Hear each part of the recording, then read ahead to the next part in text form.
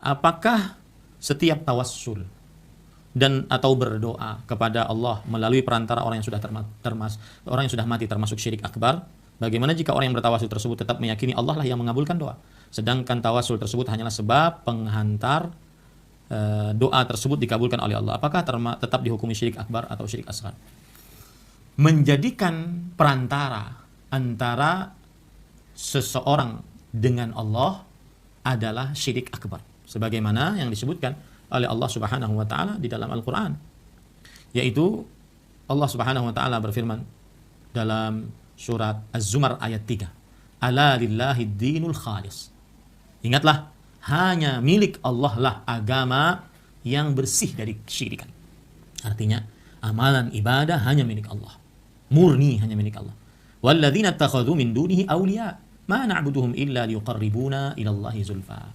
Dan orang-orang yang mengambil pelindung selain Allah berkata, kami tidak menyembah mereka melainkan supaya mereka mendekatkan kami kepada Allah. Jadi sama kan, alasannya sama. Kami tidak menyembah ini, tapi ini hanya sebagai pendekat agar doa dikabulkan dengan sedekat-dekat. Sesungguhnya Allah akan memutuskan di antara mereka tentang apa yang mereka berselisih padanya. Sesungguhnya Allah tidak menunjuki orang-orang yang pendusta dan kafir. Lihat, disebut oleh Allah sebagai kekufuran, perbuatan kekufuran yang menjadikan antara seseorang perantara antara seseorang dengan Allah. Maka kita katakan menjadikan orang mati orang saleh yang sudah mati sebagai perantara antara dia dengan Allah agar doanya dikabulkan, maka ini adalah perbuatan kesyirikan akbar yang dilakukan oleh orang-orang Arab jahiliyah, oleh orang-orang musyrik di zaman dahulu.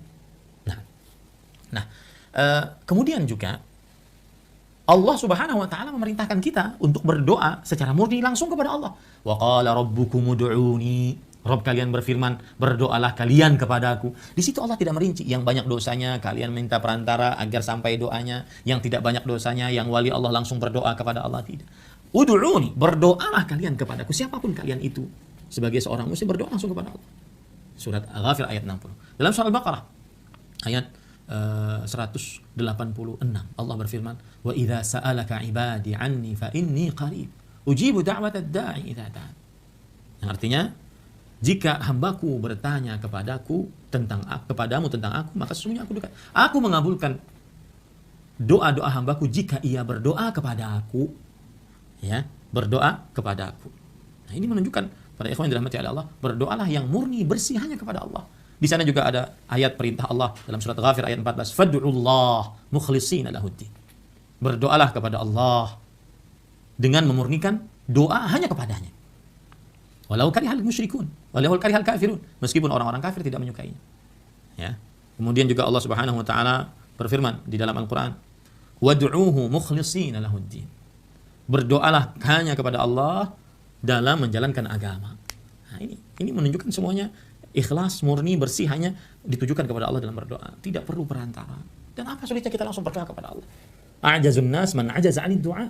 Manusia paling lemah adalah orang yang paling lemah yang tidak sanggup berdoa kepada Allah Subhanahu wa taala.